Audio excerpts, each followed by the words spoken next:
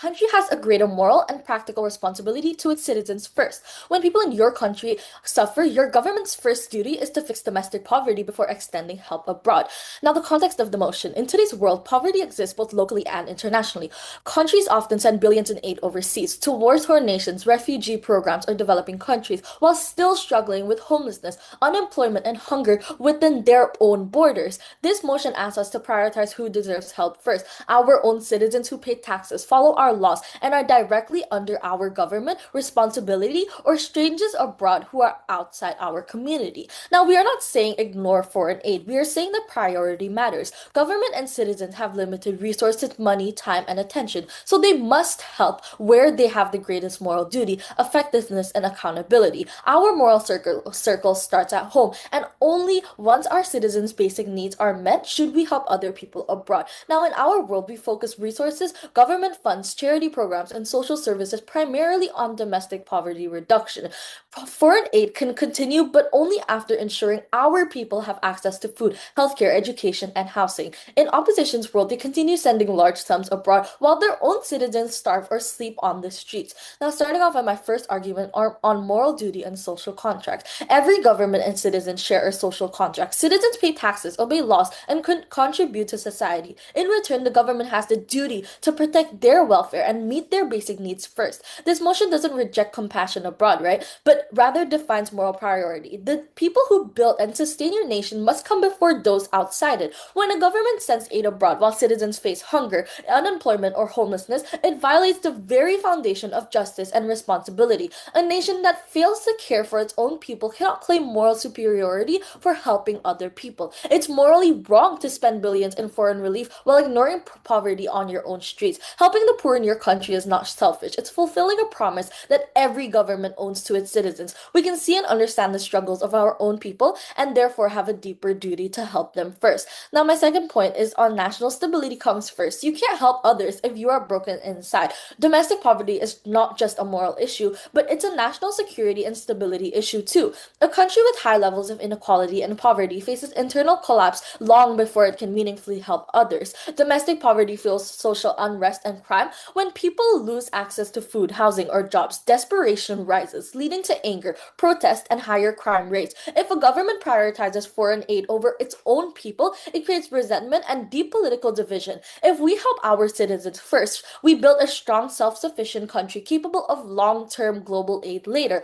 Opposition's world tries to save everyone now, but ends up draining resources, creating instability and losing both moral and practical strength. Our world creates sustainable compassion. We heal ourselves first so we can later heal others. Opposition world spreads itself too thin, creating short-term relief abroad but long-term suffering at home. Now you get three massive harms on opposition. Firstly, domestic neglect and betrayal of the people. In opposition's world, governments continue sending money and resources overseas while thousands, even millions of their own citizens are still trapped in poverty. This creates a sense of betrayal and moral injustice. Imagine citizens working hard, paying taxes, and following laws, only to watch their government prioritize distant foreign causes over local suffering. Secondly, opposition world leads to massive social and political instability. When citizens feel ignored or abandoned, resentment grows, especially among the poor and working class who can see their struggle dismissed in favor of helping others far, far away. Lastly, long-term weakness and loss of global capacity. A country that cannot take care of itself will eventually collapse under its own weight. At the end of the debate, the question is simple. Who should we help first? The people right in front of us or the people we can barely reach? Our side stands for a principle of moral duty, of moral clarity, and real impact. Governments are not global charities. They are protectors of their own peoples, and every leader's first duty is to care for who is actually living in their community and put their people first. With all that I have stated, so proud to propose. Thank you. It isn't just because someone's life in our country speaks or our language. If we give because we recognize the shared humanity, because every person, no matter where you are, deserves the chance to live with dignity. The government's world tells you that we must prioritize our own citizens before thinking about anyone else. But that logic creates a border around our compassion. Helping poor people overseas is not about neglecting our own. It's about seeing beyond the limits and acting as a true global community. It's about realizing that an interconnected world helping others but also helps ourselves. When we reach out to those in need, abroad, we don't weaken our country, we strengthen humanity. We build trust and partnerships that return far greater benefits than the short-term costs. So in this debate, the question isn't who helped first, but who helps the most effectively. Now, a few points of rebuttal. The PM stated that their country needs should be met first. However, the government's moral metric is flawed because it assumes that morality depends on where a person is born, not who helps need the most. They think the value of a life changes based on nationality, but that's not morality, it's only just favoritism. True morality is about reducing suffering wherever it exists, not just when it's convenient.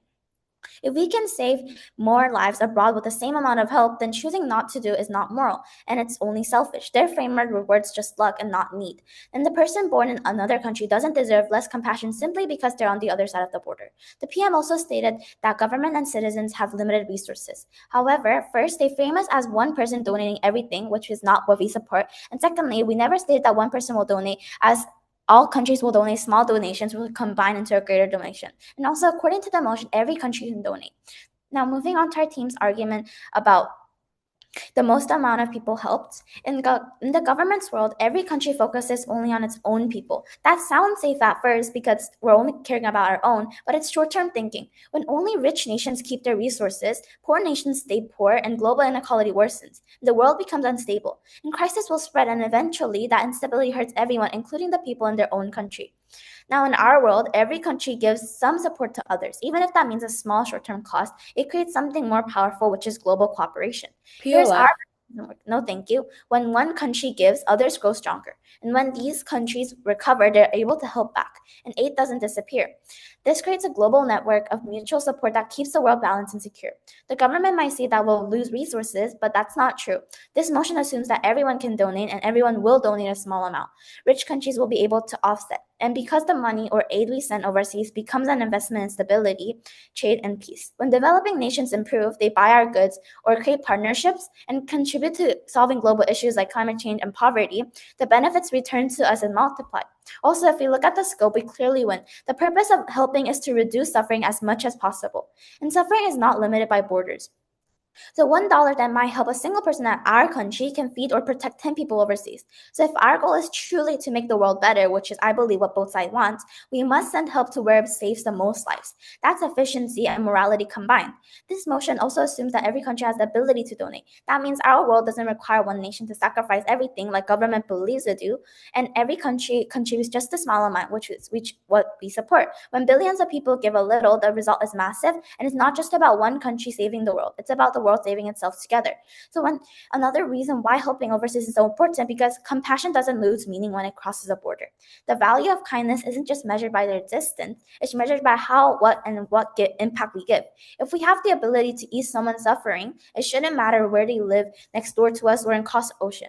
Because humanity is built on empathy, and the moment that we lose part of what makes us human. Helping others, no matter where they are, reminds us that we are part of thinking better, and it will come back to us. A shared world where everyone's life has some kind of worth.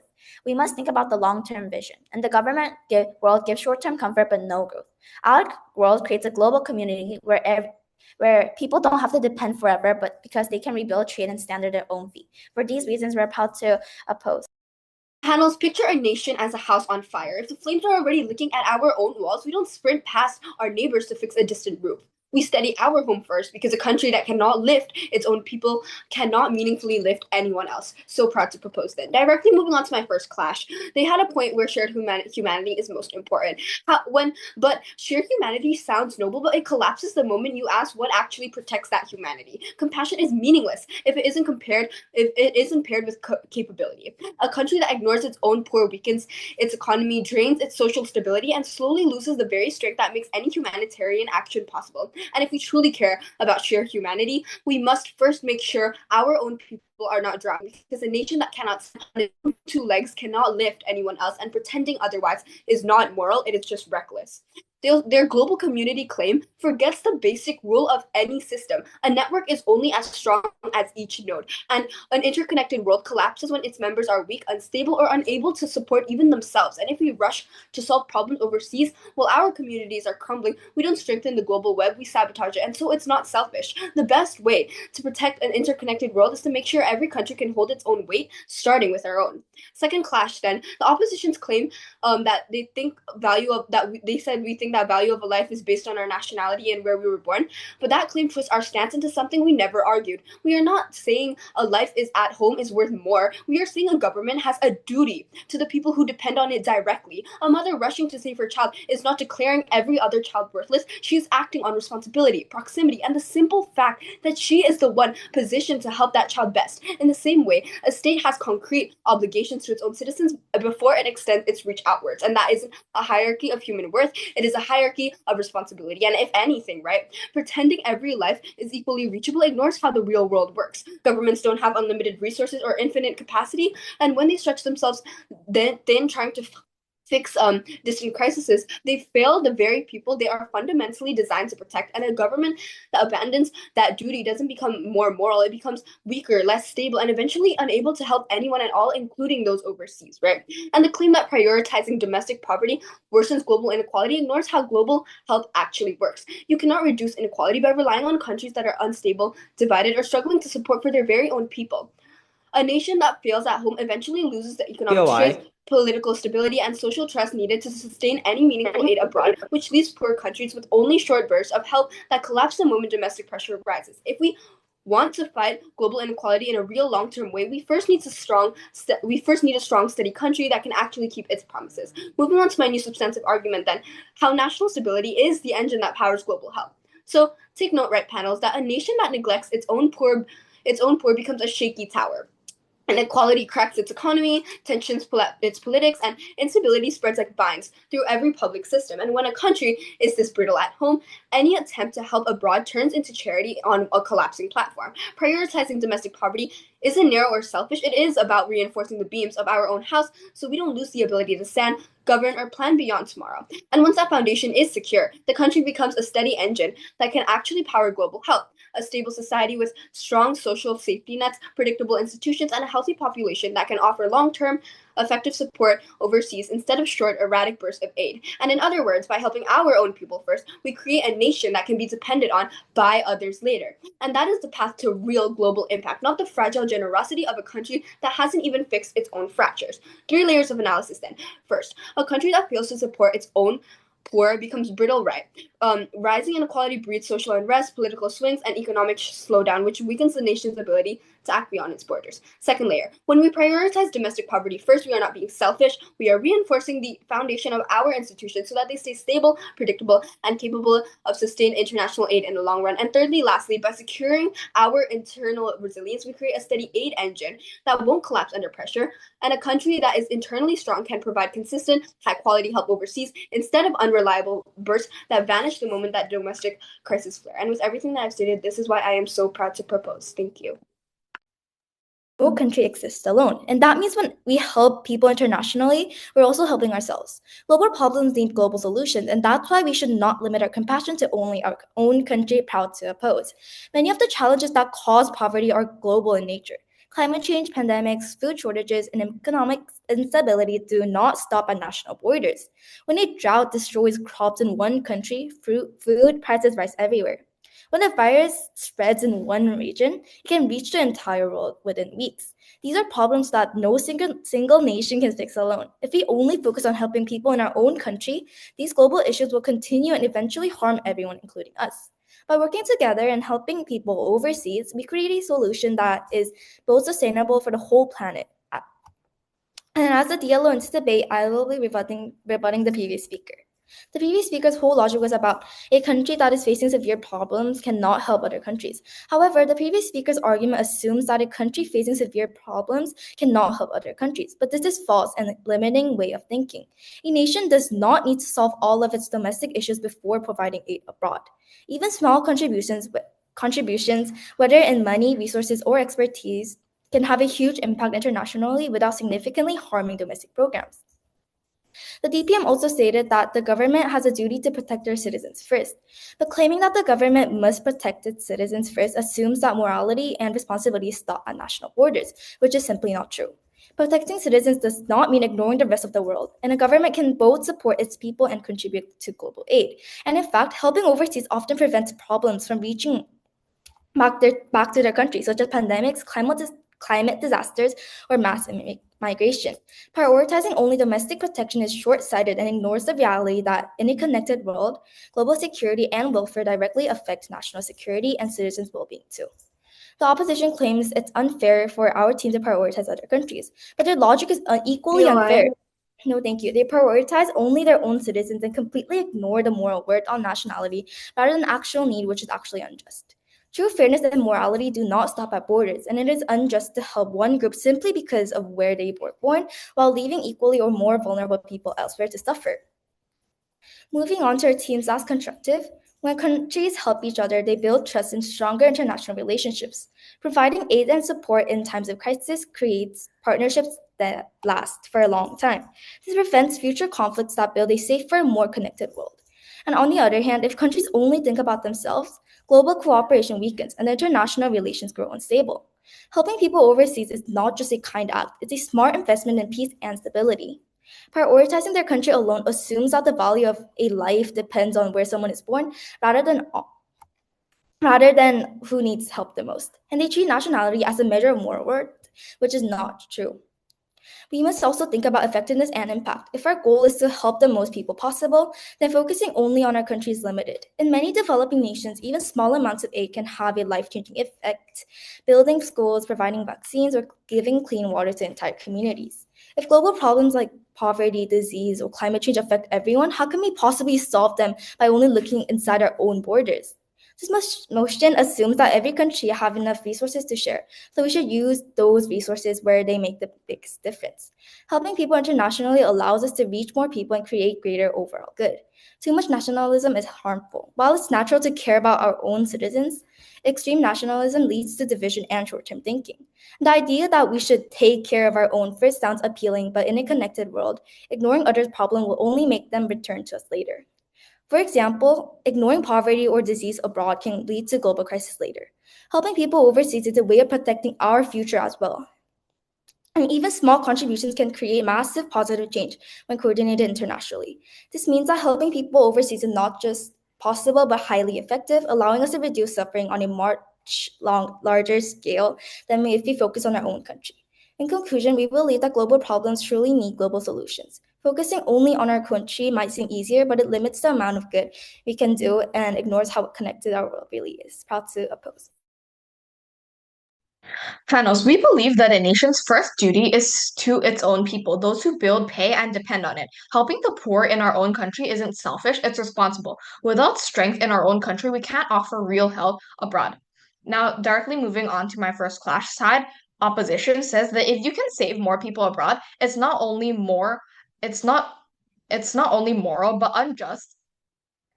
And they also say that it's not moral to save people of your own nationality, but favoritism. But morality isn't about numbers, it's about a duty. A government's responsibility is not to every single person in the world equally. It's to the people that live under its laws, pay its taxes, and depend on it for protection. Choosing to prioritize them is not selfish, but fulfilling the most direct moral obligation a state has.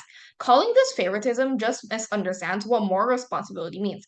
Just as parents are expected to care for their own children before others, a nation must ensure the safety and welfare of its own citizens before turning outward. Fall, Failing to do so isn't moral; it's abandonment. Once a country has built stability and strength within, it can then extend genuine and sustainable help to others. And helping your own citizens first isn't unjust; it's the very foundation that makes broader compassion possible. Secondly, side opposition also claims that we should not limit our compassion to only our country, and if we only focus on people in our own country, global problems will never be solved. But compassion without structure or responsibility is meaningless. Also, the motion states that we should prioritize. So we're not saying that we're only gonna help our own country, but we should first try to help the citizens in our own country before helping nationally. And solving global problems requires stable and capable nations, and that begins with addressing poverty within. A country that struggles to care for its own citizens cannot realistically contribute to global solutions. By first building internal stability and ensuring our people are supported, we create the foundation of meaningful and lasting internal cooperation. We're not rejecting compassion for others, we're just making it we're making it more sustainable. And you cannot fix the world if your own systems are broken. A government that fulfills its duties to its citizens builds credibility, resources, and moral strength needed to help others abroad. True global process begins when every nation becomes strong enough to take care of its own people first. Uh, Thirdly, side opposition also says that we completely ignore morality to help countries who are abroad, which is completely false. In fact, morality begins with fulfilling our closest and most direct responsibilities. And a government's first moral duty is to its own people, because they are the ones who have entrusted it with power and resources. Ignoring their suffering to focus on others abroad is not moral. It's a failure of duty. And helping our own citizens first does not mean that during turning our backs on others. It means creating the stability, resources, and strength needed to offer real and lasting help in the future. And true morality is not about appearing kind on the global stage, but about taking care of those who depend on us the most, and only then extending that compassion outward in a way that is sustainable and just. And finally, opposition says that if countries only think about themselves, global connections decrease. This, which misunderstands how international cooperations work. Helping our citizens first does not isolate a country, it strengthens it. A nation that has addressed its own poverty and built stability has more resources, credibility, and capacity to participate in meaningful and global partnership. And focusing on internal responsibilities is not selfish. It creates a foundation that allows a country to contribute to international problems in a way that is more effective and sustainable, like I've said before. True global connections are built on strong, stable nations that can give help without neglecting their own people. And for all these reasons, so proud to propose. Thank you. My house may be on fire because there may have been a gas leak. But in our world, our next door neighbor would have put out that fire already before we could have called the ambulance or a firefighter. Because in our world, we have a cooperative society that the government has claimed constantly that they may do it. But then all we hear is them say is no matter what, our country is number one. While on our side, we claim that if it's that important, if our country is so much in crippling depression or crippling poverty, and that everybody is so in desperate need of that money, then we will do so. But before that, we know that if every person can have the able to donate at a reasonable rate, let's say $5 per person, no matter if you're low income or high income, you can still afford $5 to donate to an impoverished country. So if a country, let's say, has like 1 million people, then they can donate $5 million to another country that is impoverished or is going through war. So therefore, it is not expensive, or it doesn't cost much to donate to that other person or that other country.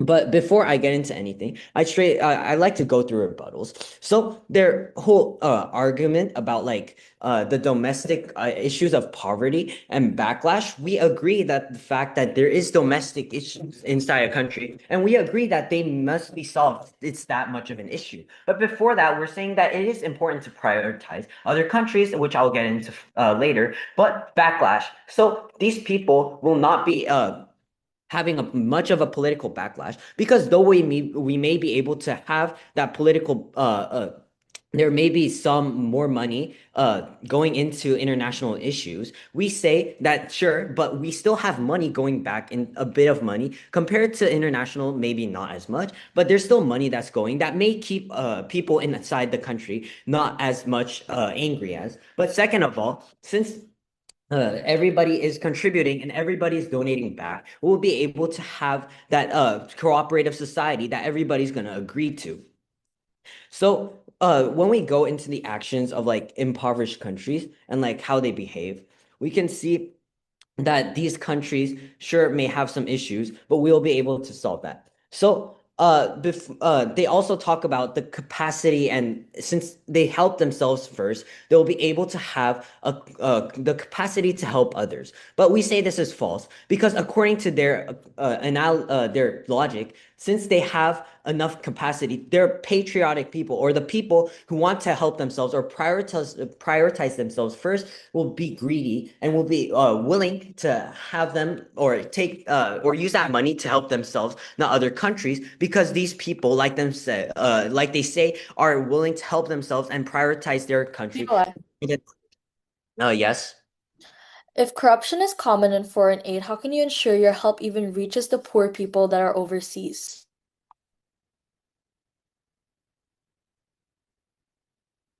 Can you repeat that? If corruption is common in foreign aid, how can you ensure your help even reaches the poor people overseas? Our foreign aid is not corrupted. Our foreign aid goes directly to the people that are in foreign countries. But beyond that, if let's say it was corrupted, then obviously the motion kind of implies the fact that this money will be directly going to the country and it's not corrupt. But I'd like to finally weigh before this debate ends. So our motion or our stance of this world will be having a better scope or a way larger idea of who is affected and who will be able to get the valuable resources that they need. Because when we look at a long-term effect versus their short-term effect, it's not that much of we don't face that much of a short-term effect or a mass demotivation that our countries won't be able to help other countries because it's just a bit of money that everybody contributes. Therefore, it sums up to a large amount of money. But that short term will not be able to outweigh the long term because in long term, everybody will be able to help each other, right? That's the country, that's the world we want, where a society, everybody helps each other. But the government side, like I already stated, is so patriotic and so devoted to their own country that when they have the capacity to help others, it's they will be able to do so. I'm proud to. Debate, I want to ask one simple question. When we see someone suffering, does it really matter what country they're from? The government built their case on the idea that we must look inward first, but in doing so, they forgot what helping truly means. We on the opposition have shown that aid isn't a competition between nations, but it's a cooperation between them. The goal of helping should always be to create the most good for the most people, not to draw borders around compassion.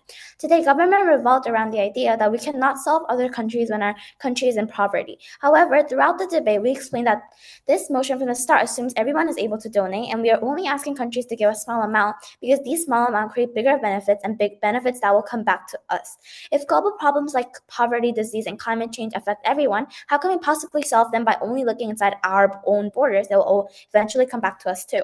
The government stated that morality begins with helping their country's needs first. However, we explained clearly that if morality truly begins with helping your own, then it should also grow beyond your borders, not just stop there. The government's idea limits their morality just because of of going overseas, but real morality is about helping without conditions. Helping your own country is comfort, but not enough courage. The true moral action means helping whoever needs it most, even when it's not easy or convenient. A person's nationality doesn't make their suffering smaller, so morality can begin to end with borders. They also didn't explain how their country needs to first help strengthen the harm that everyone faces since it is a global problem. Team government whole logic was based on how it is only unfair to care about their own country. However, our team clearly explained how their logic is unfair. They prioritize their own citizens and ignore the suffering of everyone else in the world. When we weigh the arguments, it is clear that prioritizing global aid is more moral and more effective. The proposition focused narrowly on domestic needs, but that approach bases moral worth on nationality rather than actual suffering, which is unfair. On our side, we prioritize helping where resources can have the biggest impact, reaching more people and reducing more suffering overall. Furthermore, global cooperation strengthens the stability, prevents crisis from returning to us, and builds lasting international partnerships. And because it saves more life, treats people all safely, and addresses the problem at their root rather than their borders, therefore we take this debate home. Proud to oppose. By the time we're standing here now, every pillar the opposition tried to lean on has already snapped under our analysis, and at this point, the debate isn't about whose case stands stronger, but the simple truth that we have dismantled theirs from the ground up. Firstly, strategic mistakes. First, the opposition treats nationality doesn't limit who we help as a policy rule, even though governments are literally built on the duty to their own citizens. And secondly, they never confront the basic flaw in their model. If a state breaks its social contract at home, it becomes too weak to sustain any meaningful help abroad. Moving on to my first clash right away then, we posit moral duty and social contract of citizens, but they told you that global aid is most important and your nationality doesn't limit you to one help, right? But because we anchor the debate in responsibility, not aspiration, the opposition never engages with the fact that if a state fails its social contract, it erodes public trust, political stability, and social welfare. And without those, the state cannot sustain any international commitments, and our case protects both domestic citizens and long-term global capacity, and there stretches a fragile system until it breaks. On probability, our world reflects how governments actually operate. Duty flows inward before it flows outward, and their world relies on a moral ideal that ignores institutional limits. On impact, our model secures stable welfare for millions at home and creates the only realistic platform for future global aid. On magnitude, abandoning the social contract harms entire populations and destroys long-term capacity, while prioritizing domestic responsibility strengthens the state and ultimately helps more people globally. That's why we take this clash cleanly. Second clash, then, we posit that you can't help others even if you help yourself first, and they told you that it creates partnerships that last, right? But panel, notice that the opposition has not engaged at all with our central substantive, which is in the real world, a country drowning in domestic poverty cannot meaningfully lift others. If basic needs at home aren't met, political pressure spikes, budgets shrink, and any international promise becomes the first thing to be cut. Our case protects both sides. We secure internal stability so that future cooperation is actually possible. So we win because we target root capacity, not symbolic generosity. Their benefits are aspirational, ours is structural. When a country fixes its own foundation, it becomes strong enough to offer reliable, long-term support abroad. And when it ignores that foundation, everyone loses. On impact, we secure stable domestic welfare and create the only conditions under which international partnerships can truly endure. On probability, our world is grounded in how states actually function, while theirs assumes unlimited strength from a weakened nation. So once and for all, judge, choose a world where a government honors its duties, stands strong, and can actually help both its own people and the world instead of the opposition's fantasy where a weakened nation saves everyone except themselves. And it's everything that we have stated. This is why it is crystal, why proposition should take this debate. Thank you.